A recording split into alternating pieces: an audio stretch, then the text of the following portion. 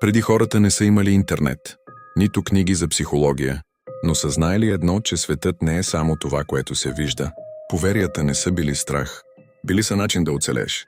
И всяко от тях е останало, защото някой вече е платил цената. Свиренето след залез не е било музика.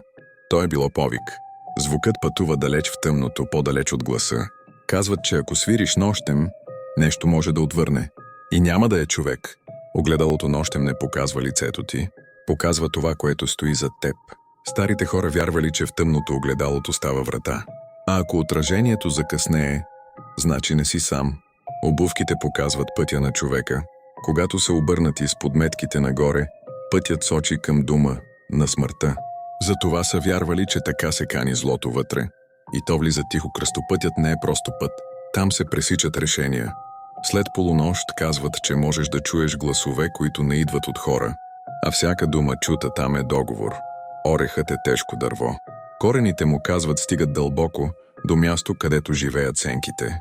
Който спи под орех, събужда се без сили. Или не се събужда изобщо. Солта пази, затова вечер не се дава.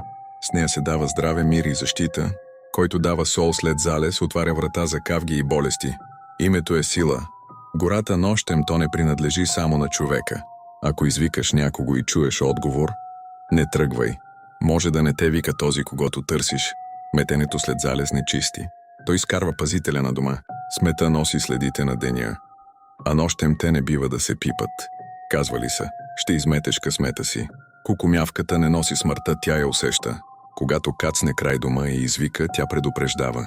Но хората често чуват твърде късно. Когато тръгнеш и се върнеш, оставяш следа. Затова трябва да се погледнеш в огледало, да се увериш, че си ти и че нещо не е тръгнало след теб.